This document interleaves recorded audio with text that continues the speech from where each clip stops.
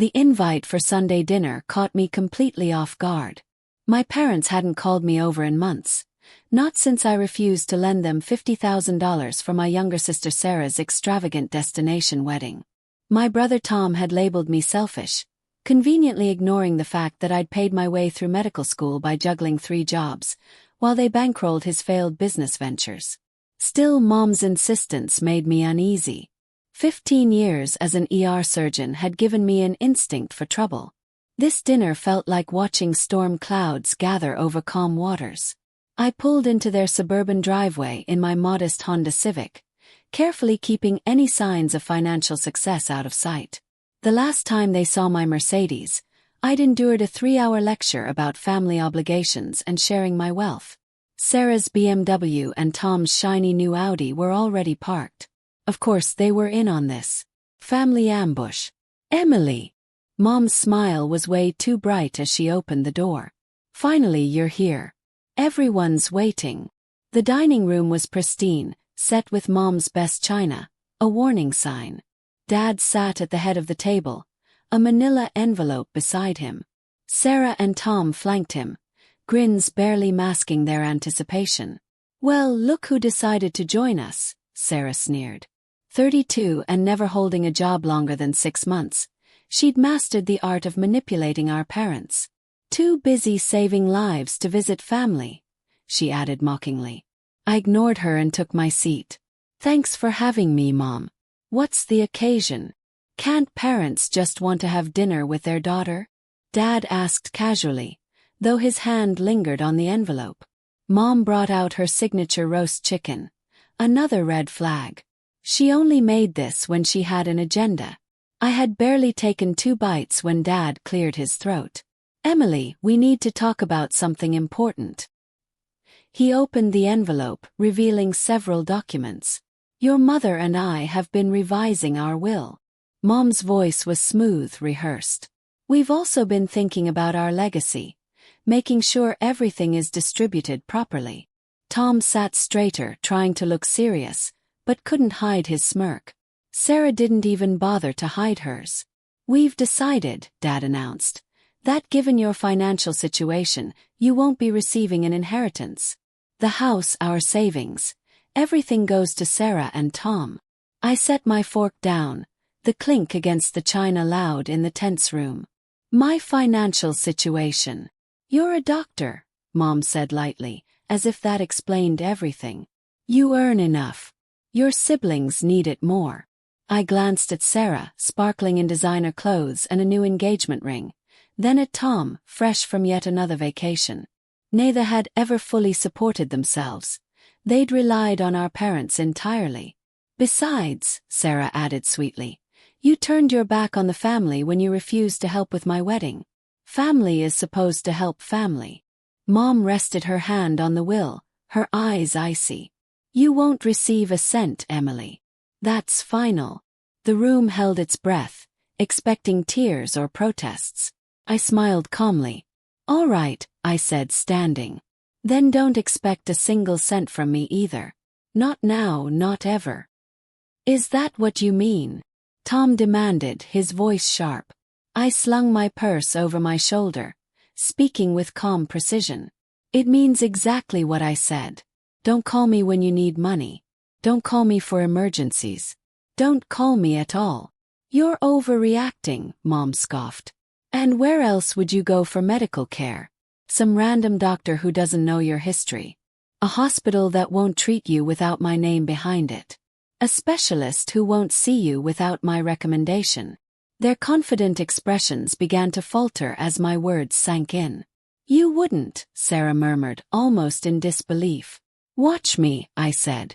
I headed for the door, then paused, looking back one last time. You've made your choices.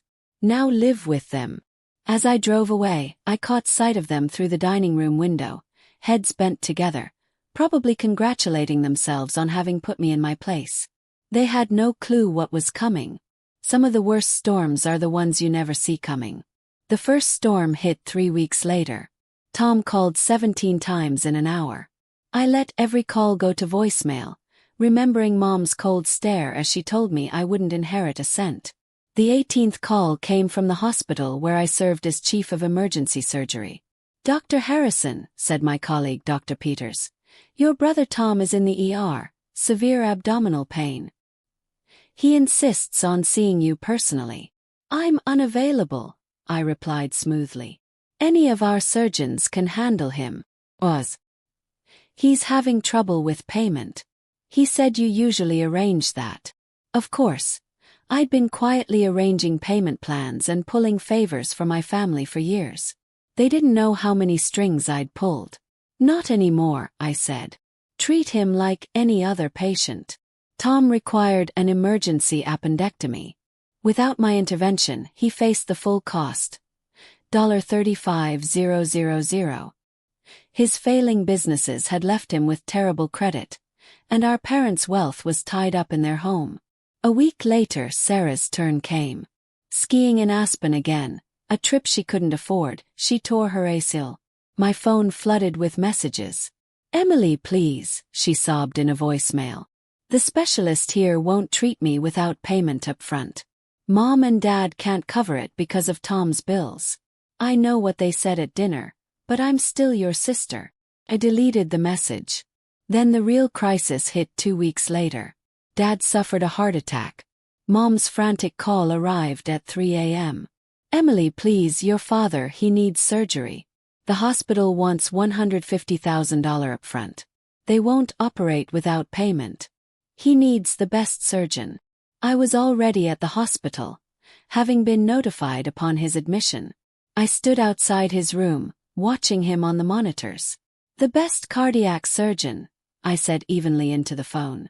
"That would be Dr. Williams, who, by the way, only takes special referrals, usually from me." "Emily, please." Mom's voice trembled. "We'll change the will. Anything you want. This isn't about the will anymore, Mom. This is about years of taking me for granted. Years of expecting me to fix everyone's problems while treating me like a family ATM. He's your father, yes, but I'm your daughter, the one you disinherited because I was doing well on my own. Remember." Silence stretched across the line. "There are other hospitals," Mom finally muttered, weak and defeated. "Yes, there are surgeons. And every top cardiac surgeon in this city knows me, respects my work, and values my referrals.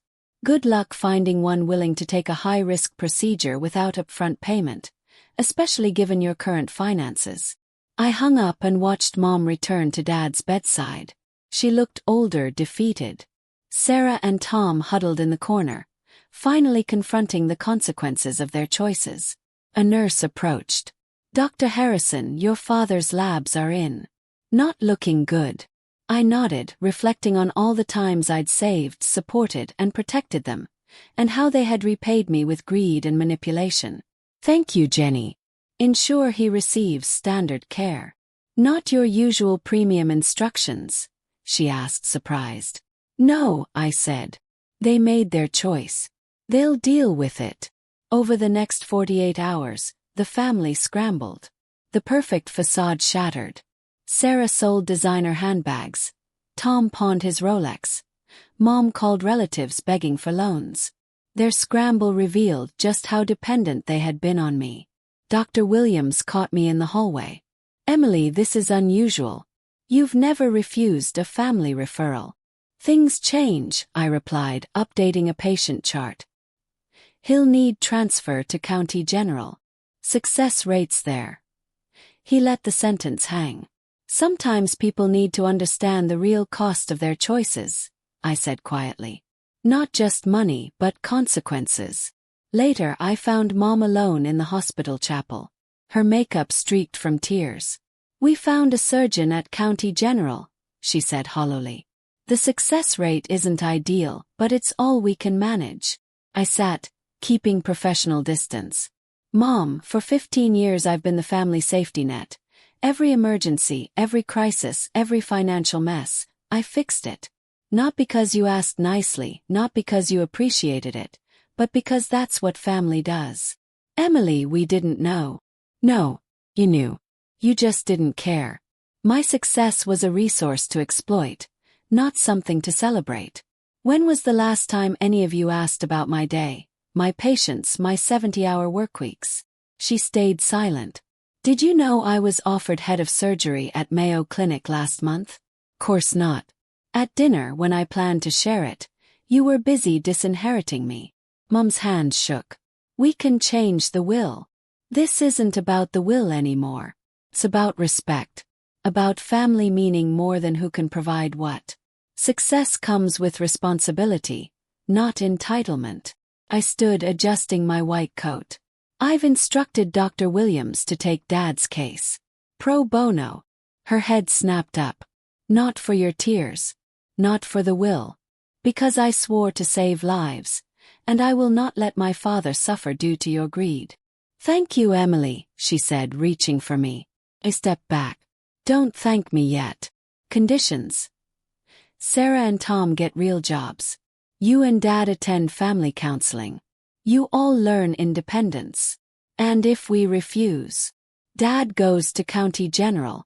You live with the consequences. 20 minutes later, I watched them sign the agreement. Sarah cried while accepting an entry-level office job. Tom sold his car and started paying his own bills. Mom and Dad committed to weekly counseling. Dad's surgery succeeded. During recovery, I visited strictly as his doctor, maintaining boundaries they had never respected before. 6 months later, things had changed.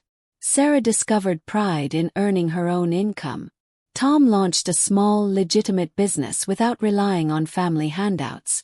Mom and Dad began seeing us as adults, not resources. The will was revised to divide everything equally, but by then it no longer mattered. The family had learned that real inheritance isn't money, but respect, independence, and mutual support. Today, a new family photo hangs on the wall. We're at my Mayo Clinic appointment ceremony. Sarah smiles genuinely in simple clothes. Tom wears a cheap tie but beams with pride. Mom and Dad look older, wiser. And me, I'm in my white coat.